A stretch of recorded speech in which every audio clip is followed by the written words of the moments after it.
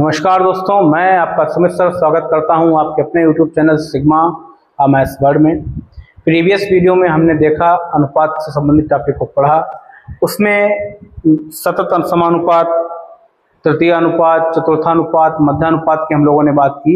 अनुपात से ही संबंधित प्रश्न हम लोग कुछ करेंगे। देखते हैं, बोर्ड पे अपने पास एक क्वेश्चन है। दो संख्याएं 9:11 के अनुपात में है, इनका योग 660 है, तब इनमें अंतर बताइए। तो बड़ा आसानी से इसे ट्रिक के साथ भी किया जा सकता है और सिंपल वे में भी किया जा सकता है। जैसा कि मैंने आपको प्रीवियस वीडियो में बताया है कि अनुपात जो होता है वो फिक्स होता है, लेकिन उसका मान हमें निकालना होता है। तो इसका अनुपात जब हम लोग ब्रेक करेंगे तो हम मान लेते हैं माना संख्याएं जो आपकी हो जाएंगी, माना संख्याएं जो होंगी आपकी वो हो जाएंगी 9x, 11x। ये होता है अनुपात को ब्रेक करना। अनुपात तो हमारा फिक्स होता है लेकिन मैग्नीट्यूड फिक्स नहीं रहता है, तो x का तो कुछ भी माना सकता है, x वेरिएबल है हमारा। तो यहाँ से 9x और 11x क्या कर दिया, हमने संख्याएं मान ली। अकॉर्डिंग टू क्वेश्चन दे रहा है 9x प्लस 11x जो है ना वो आपका किसके इक्वल में, 660 के इक्वल में। इनका अगर हम लोग सम करते हैं तो 20x आता है। 20x इज इक्वल टू 660, तो x जो आ जाएगा आपका वो आ जाएगा 33। ये आपको मान मिल जाएगा x हमारा क्या है। अब यहां से हमें क्या करना है, इनका हमें अंतर बताना है। 9x और 11x का क्या बताना है, अंतर। तो 9 और 11 का अंतर जो होगा वो कितना हो जाएगा, 2x हो जाएगा। भाई 11x माइनस 9x हम लोग कर लेते हैं तो 2x हो जाएगा। तो इससे हम आसानी से बता सकते हैं 2 × 33 करेंगे तो आपको आंसर मिल जाएगा जो कि क्या होगा हमारा 66। तो यहाँ से आपको समझ में आया होगा, दो संख्याएं जो है 9:11 के अनुपात में दी गई, इनका योग 660 है, इनमें अंतर बताना है। तो हम लोग इजीली क्या कर सकते हैं, संख्याओं को x मानकर निकाल भी सकते हैं। और अगर आप आंसर आसानी से इस क्वेश्चन को करना चाहते थे तो इनका अनुपातिक योग जो है वो 20 है। अगर हम देखें 9 और 11 को जोड़ेंगे तो 20 आएगा। 20 इज इक्वल टू में 660 दिया है तो 1 इज इक्वल टू 33 मिलेगा। इसका मतलब ये आया कि जो संख्या में मैग्नीट्यूड रखना है वो 33 रखना है। और डिफरेंस यहाँ पर क्या है, दोनों में जो अंतर है वो कितना है, वो 2 का है। तो 2 का मल्टीप्लाई हम 1 के साथ करा देंगे और आंसर आपके पास आसानी से 66 आ जाएगा। इस तरीके से भी हम इस क्वेश्चन को कर सकते हैं। लेकिन कोई भी कॉन्सेप्ट है आप उसे बेसिक से पढ़ेंगे तो वो लॉन्ग टर्म तक याद रहता है और वो आपके काम भी आता है। बेसिक आ जाए उसके बाद आप कोई भी ट्रिक यूटिलाइज कर सकते हैं जो आपको अच्छी लगे। देखते हैं अगला प्रश्न। अगला प्रश्न कह रहा है 3 संख्याओं का योग 105 है। पहली और दूसरी का अनुपात जो है वो 2:3 है तथा दूसरी एवं तीसरी का अनुपात जो हमको दिया जा रहा है वो 4:5 दिया जा रहा है। तब दूसरी संख्या हमको बतानी है। आसान क्वेश्चन है। मान लेते हैं ये 3 संख्या हैं आपकी। पहली और दूसरी का जो हमको रेशियो दिया जा रहा है वो आपको दिया जा रहा है 2:3। दूसरी और तीसरी का जो रेशियो हमको दिया जा रहा है वो दिया जा रहा है 3:5। ये हमको दिया जा रहा है।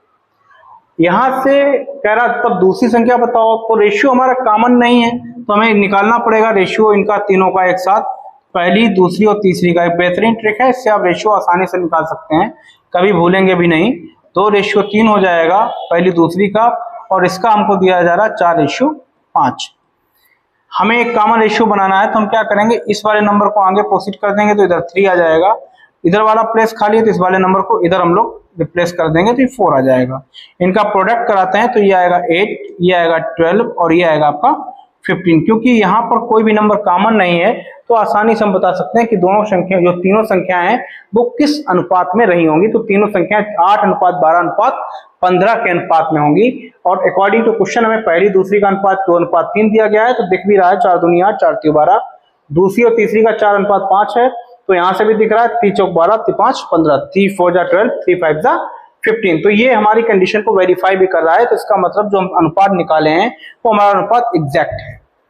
अब हम लोग क्या करेंगे, और भी कई एक तरीके हैं। यहाँ पर हम लोग डायरेक्ट भी इसको वेरीफाई कर सकते थे कि ऊपर हम लोग 4 का मल्टीप्लाई करा दें, नीचे हम लोग 3 का मल्टीप्लाई करा दें, तो ये हमारा यही रेशियो बनकर आ जाएगा। इस तरीके से भी किया जा सकता है। कई एक मेथड है, ये आसान था थोड़ा सा तो मैंने इसको आपको बताया है। अब ये क्या कह रहा कि तीनों संख्याओं का योग क्या है, 105 है। तो यहां से हम लोग क्या करेंगे, संख्याओं को कंसीडर नहीं करेंगे एक्स के टर्म में, हम इनका अनुपातिक योग देखते हैं। तो 15 12 8 20 15 35, तो 35 जो है ना वो हमें दिया जा रहा है 105 के इक्वल में, 105। तो ये होता है 3 जा, तो 1 इज इक्वल टू आ जाएगा आपका 3, क्योंकि 1 सभी के मल्टीपल में रहता है तो कौन सा नंबर पूछा, दूसरी संख्या हमसे पूछी जा रही है। दूसरी संख्या का अनुपात क्या है 12, तो 12 में हम लोग किसका मल्टीप्लाई कराएंगे 3 का, क्योंकि यहाँ पर जो अनुपातिक मान हमारा आया है वो कितना आया 3, तो 12 3 का क्या होता है 36। ये इस क्वेश्चन का आसानी से आप आंसर दे सकते हैं। मिलते हैं अगले प्रश्न पर। देखते हैं अगला प्रश्न, सामान्य सा प्रश्न है, ये भी अच्छा है। पूछा जाता है 770 रुपए को A, B तथा C में इस प्रकार बांटना है कि A को B और C का 2/9 प्राप्त हो। तो A को कितना मिलना है 2/9 मिलना है, किसका B और C का। तो B और C का मतलब क्या हो गया, इनको हमें ऐड करना पड़ेगा, और का मतलब क्या होगा जुड़ जाएगा।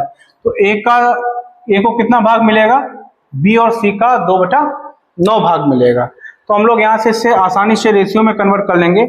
A अपॉन में B प्लस C जो आएगा वो आपका आ जाएगा 9 2/9, ठीक है ना। तो यहाँ पर कितने रुपए को बांटना है आपको, 770 रुपए को बांटना है। तो 770 जो है हमारे पास क्या है कुल अमाउंट है, तो 770 लिख लेते हैं। कुल अमाउंट है तो कुल अनुपात बेटा कितना हो जाएगा, दोनों को ऐड कर देंगे तो कितना हो जाएगा 11। कुल अनुपात कितना हो जाएगा 11 हो जाएगा, क्योंकि यहाँ पर जो अमाउंट हमें दिया जा रहा है वो टोटल अमाउंट दिया जा रहा है। तो इसलिए हम क्या करेंगे, अनुपातिक योग नीचे रख देंगे। और किसका पूछा जा रहा है, A का, तो A का अनुपातिक मान क्या है 2 है। इसे आसानी से आप कट कर सकते हैं, 11 7 जा आ जाएगा 70 और 72 जा 140। इसका मतलब ये है कि 770 रुपए में A को 140 रुपीज मिल जाएंगे। मिलेंगे इसी तरीके के अगले प्रश्नों में नेक्स्ट वीडियो में। उम्मीद करते हैं आपको ये समझ में आया होगा।